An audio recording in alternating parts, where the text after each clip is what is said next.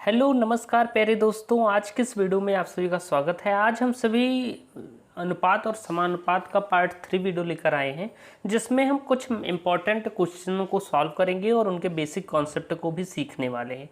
तो चलिए देखते हैं। यहाँ पर पहला प्रश्न आपके सामने दिया गया है। ये हमारी मैथ की सीरीज है। अब हम इसे प्रॉपर वे में रोज़ आपको एक वीडियो मिल जाएगी मैथ की, मैं ऐसा कोशिश करूँगा।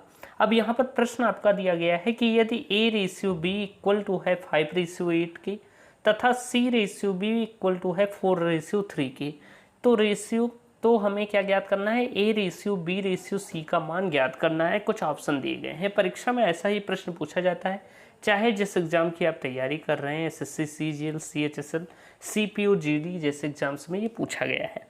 अगर हम बात करें तो यहाँ पर कह रहा है, प्यारे दोस्त ध्यान से समझिएगा कि A अनुपाती B का मान आपका 5:8 दिया गया है और आपका C अनुपाती B का मान क्या दिया गया है? 4:3 दिया गया है। मैंने आपको पिछली वाली वीडियो में बॉक्स मेथड बताया था। बॉक्स मेथड से हम इसे जल्दी सॉल्व कर सकते हैं।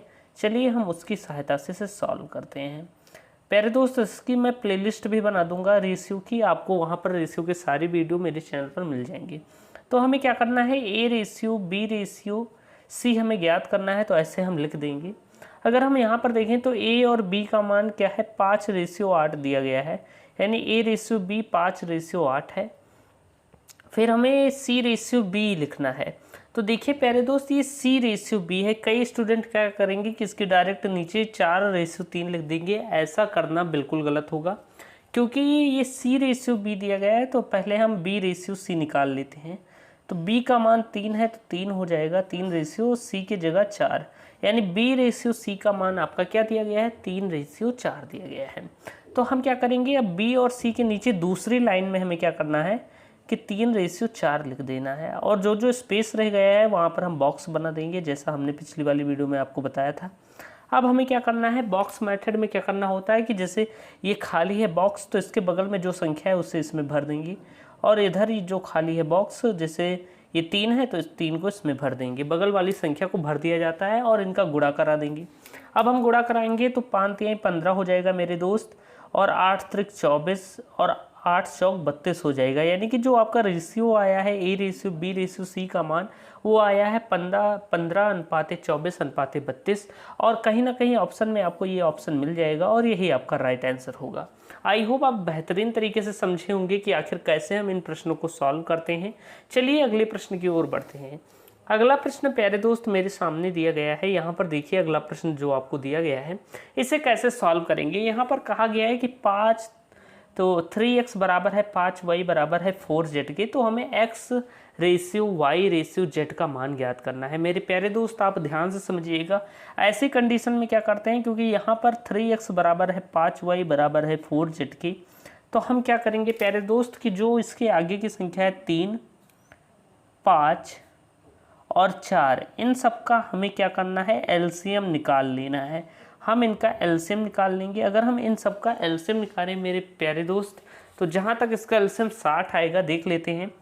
3, 5, 4 का आप एलसीएम निकालेंगे तो 4 से ये एक बार में कटा 3, और 5 से 1 हो गया। 5×3 15 चौके 60 हो गया।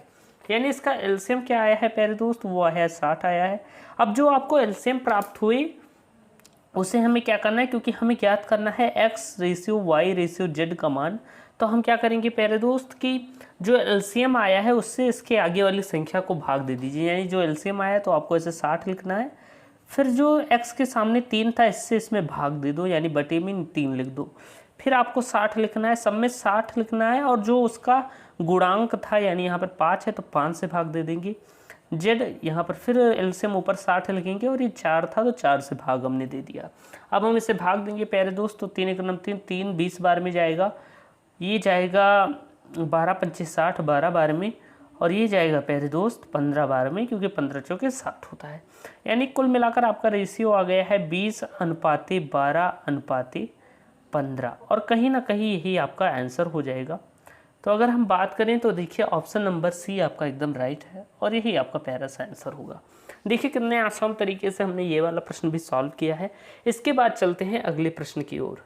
कहीं ना कहीं अगला प्रश्न जो है उसे आपको ध्यान से देखना होगा। बहुत ही आसान है लेकिन थोड़ा आपको फंसा सकता है क्योंकि शब्दों में ज़्यादा लिखा हुआ है। कह सकते हैं अगर प्रश्न बात करें तो कह रहा है कि x रुपए की राशि को ABC में इस प्रकार विभाजित किया जाता है कि A तथा B के शेयरों का अनुपात क्या है प्यारे दोस्त, 7:12 है, तथा B और C के शेयरों का अनुपात, शेयर मार्केट जो होता है उसी की बात कर रहा है, 8:5 है। तो यदि A तथा C के हिस्से का अंतर 214 है तो X का मूल हमें ज्ञात करना है मेरे प्यारे साथी। मेरे प्यारे दोस्त, आप यहाँ पर देखेंगे तो यहाँ पर A और B जो शेयर हैं उनका अनुपात क्या दिया गया है, 7:12 दिया गया है। दूसरी जगह आप देखेंगे तो B और C का अनुपात आपको दिया गया है 8:5। तो सबसे पहले हमें ये ज्ञात करना है कि ABC का अनुपात क्या है, तब तो हम क्वेश्चन सॉल्व करेंगे। तो पहले हम क्या ज्ञात करेंगे, ABC का अनुपात ज्ञात करेंगे। कभी भी आपको इस तरह का प्रश्न दिया जाए तो आपको पहले ABC का अनुपात ज्ञात करना है। तो देखिए यहाँ पर पहले वाली लाइन में क्या है कि 7:12 दिया गया है A/B का मान, तो 7:12 लिखा हमने, C का मान दिया नहीं गया है तो बॉक्स बना दीजिए।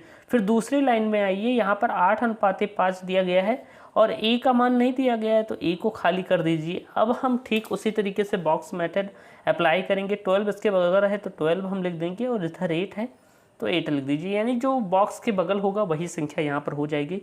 इनका गुणा करा दीजिए तो 7×8 = 56 होता है, 12×8 = 96 और 12×5 = 60 होता है मेरे प्यारे दोस्त।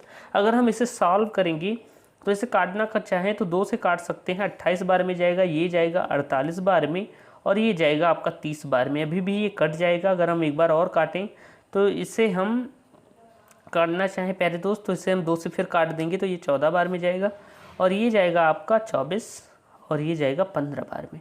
यानी कि जो आपका A/B रेशियो और C का मान आया है वो कितना आया है, 14 रेशियो, यानी हम कह सकते हैं A/B/C का मान है 14:24:15। ये आपको मान दिया गया है। अगर हम यहाँ पर बात करें तो कह रहा है कि यदि A और C के हिस्से का अंतर 214 है तो X का मूल्य ज्ञात कीजिए। यानी जो टोटल रुपए हमें ज्ञात करने हैं, लेकिन कह रहा है कि जो आपका A है और C है उसका अंतर क्या दिया गया है, उसका अंतर दिया गया है 214। तो अगर हम देख लें, ये आपका A रहा और ये आपका क्या है, C है।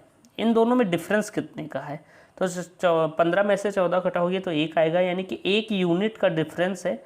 तो ये जो 1 यूनिट है, क्योंकि प्रश्न कह रहा है कि 214 का अंतर है, तो ये जो 1 यूनिट है इसका मान 214 के बराबर है मेरे प्यारे साथी। यानी हम कह सकते हैं 1 यूनिट का मान 214 है। अब इसके बाद हमसे पूछा गया है कि x का मूल्य ज्ञात करना है, यानी कि टोटल रुपए हमें ज्ञात करने हैं। तो टोटल रुपए हमें ज्ञात करने हैं तो यहाँ पर हम देखेंगे कि ABC का जो रेशियो है इनको हम आपस में जोड़ लेंगे। आपस में जोड़ेंगे तो ये देखिए 24 में हम इनको क्या करेंगे, आपस में जोड़ देंगे। तो टोटल रुपए क्या है, 14 + 24 + 15। तो इसे आप जोड़ेंगे प्यारे दोस्त तो क्या आएगा कि यहाँ पर हो जाएगा आपका 24 × 4 = 38, 10 = 48 और 48 में आप अगर देखें तो यहाँ पर देखिए ये 38 हो जाएगा। 24 में 4 जोड़ा 28, 10 38 और 38 में 10 जोड़ा तो 48 × 5 = 53, यानी कि 53 आया। हम कह सकते हैं कि हमारी टोटल रुपए क्या है, 53 यूनिट है। 53 यूनिट हमारा टोटल रुपए है। अब क्योंकि 1 यूनिट का मान 214 है तो 53 यूनिट का मान क्या होगा, 53 × 214। अब 214 का इसमें गुणा कराया, अगर हम इसे सॉल्व करें प्यारे दोस्त तो यहाँ पर आएगा 11,342 और यही आपका प्यारा सा आंसर हो जाएगा। यानी हम कह सकते हैं कि जो टोटल रुपए थे, यानी कि x जो राशि थी, टोटल राशि वो थी 11,342 रुपये और यही आपका प्यारा सा आंसर है।